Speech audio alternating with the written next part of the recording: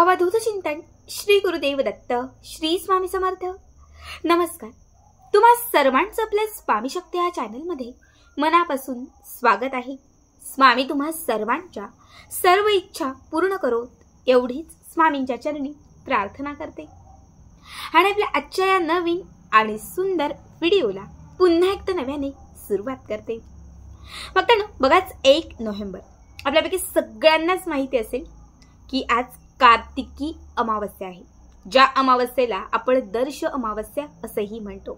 अगदी सकाळपासून प्रत्येकाच्या घरात आज असणाऱ्या अमावस्येच्या सेवांची सुरुवात ही नक्कीच झाली असेल। बघा, अमावस्येचा दिवस हा उपाय करण्यासाठी, अमावस्येचा दिवस हा सेवा करण्यासाठी सर्वात महत्त्वाचा मानला जातो। आजच्या व्हिडिओमध्ये मी तुम्हाला याच अमावस्येचा एक सर्वात महत्त्वाचा उपाय सांगणार आहे।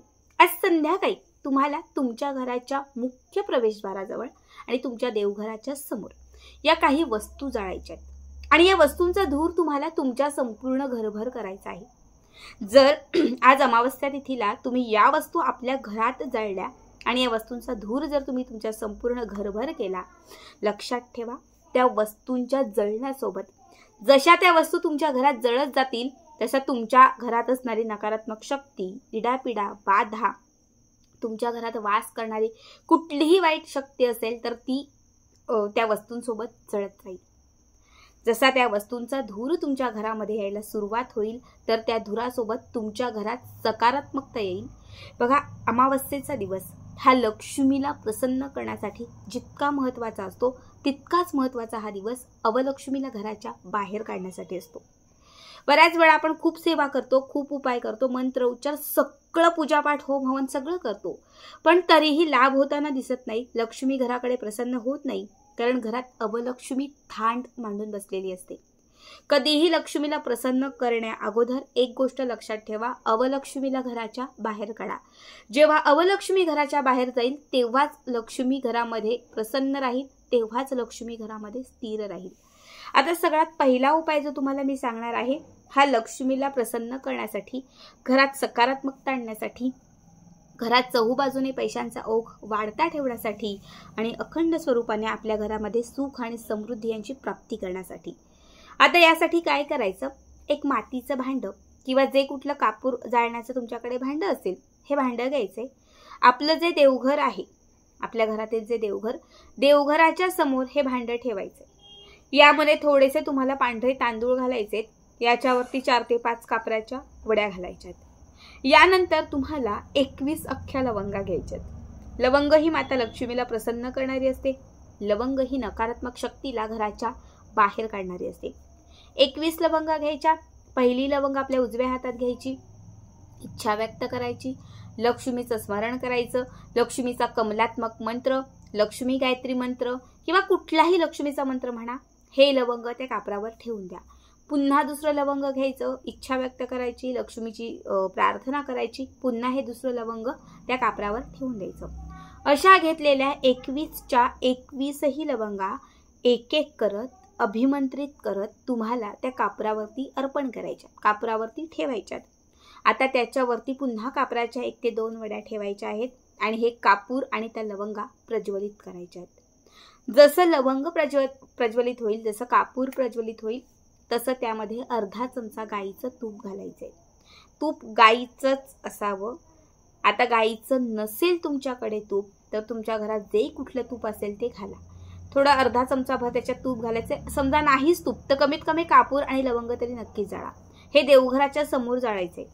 हा उपाय केल्यानंतर जसं लवंगाचा सुगंध घरामध्ये पसरायला सुरुवात होईल, लक्ष्मी तुमच्या घराकडे प्रसन्न होईल, घरात सकारात्मकता येईल, उंबरठ्यापर्यंत, दरवाजापर्यंत आलेली लक्ष्मी तुमच्या घराकडे खेचली जाईल आणि आजच्या दिवशी जर लक्ष्मी घरात आली तर ती नक्कीच तुमच्या घरात स्थिर होईल।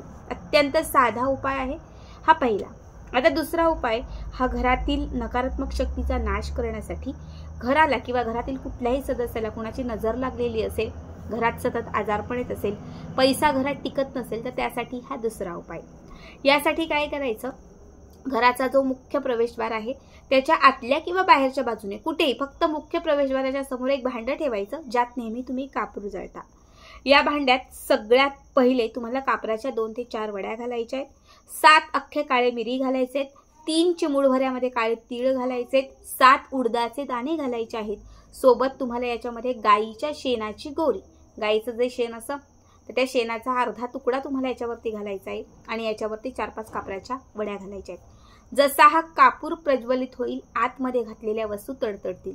जशा आतमध्ये घातलेल्या वस्तू पेटतील, तडतडतील, तसं तुम्हाला याच्यामध्ये चिमूटभर पिवळी मोहरी सोडायची. पिवळी मोहरी सोडण्या अगोदर ती आपल्या हाताच्या या 3 चिमटींमध्ये पकडा किंवा अगदी 5 बोटांमध्ये पकडली तरीही चालेल. घरातल्या सगळ्या कोपऱ्यांना ती मोहरी स्पर्श करून आणायची. घरातील एखाद्या व्यक्ती सतत आजारी असेल किंवा एखाद्या व्यक्तीला सतत नजर लागलेली आहे असं तुम्हाला वाटत असेल तर त्या व्यक्तीवरून ही जी मोहरी आहे ही 7 वेळा अशी ओवाळून घ्यायची आणि त्याच्यानंतर ही जी पिवळी मोहरी आहे ही मुख्य प्रवेशद्वारासमोर ठेवलेलं जे कापूर आहे त्यामध्ये ही अर्पण करायची, सोडून द्यायची. ठीक आहे. आता हे संपूर्ण पेटेपर्यंत प्रज्वलित होईपर्यंत तिथेच बसायचं आणि तिथे बसून तुमच्या गुरूंचं श्री स्वामी समर्थ किंवा लक्ष्मीचं ओम ह्रीं श्रीं ब्रीजी, ओम श्रीं ब्रीजी किंवा कुलदेवीचं ओम ह्रीं क्लीं चामुंडाय विचे किंवा महामृत्युंजय मंत्र ओम त्र्यंबके यजामहे सुगंधी पुष्टिवर्धनम कुर्वा रुक्मे बंधना मृत्यू मोक्षम अमृतात. जो कुठला मंत्र तुम्हाला म्हणायचा आहे, जो मंत्र तुम्हाला शुभ वाटत आहे तो मंत्र तुम्हाला तिथे बसून ना म्हणायचा आहे. जेव्हा हे सगळं जळून जाईल, पूर्ण याची विभूती होईल, राख होईल, तेव्हा ही विभूती घराच्या बाहेर घेऊन जायची. तशीच घराच्या बाहेर घेऊन जायची मुख्य प्रवेशद्वारातून. घराच्या बाहेर जाऊन एखादं पडकं जुनं झाड असेल, मोकळी जागा असेल तर त्या झाडाखाली ती विभूती टाकून द्यायची. घरात येण्यापूर्वी स्वच्छ हातपाय धुवायचे आणि त्यानंतर घरात प्रवेश करायचा. बघा, हा उपाय केल्यानंतर जेव्हा तुम्ही हा उपाय कराल त्याच्या अर्धा 1 तासाने तुम्हाला याचा अनुभव येईल. जिथे घरात सतत कुठेतरी निगेटिव्ह नकारात्मक वाटत होतं ते सकारात्मक वाटायला लागेल. जिथे घरात सतत काहीतरी म्हणजे असं चुकल्यासारखं वाटत होतं, सतत भीती वाटत होती, ती कुठेतरी कमी होईल. घरात छान प्रसन्न वाटेल, कारण घरातील सर्व वाईट शक्तीचा घराच्या बाहेर म्हणजे घरातील सर्व वाईट शक्ती जी आहे ही घराच्या बाहेर निघून जाईल, ज्यामुळे तुमच्या घरातील वातावरण पूर्ण स्वच्छ, पवित्र आणि छान होईल. खूप साधा, खूप सोपा उपाय आहे. नक्की करा आणि याचा व्हिडिओ तुम्हाला कसा वाटला कमेंट करा. श्री स्वामी समर्थ.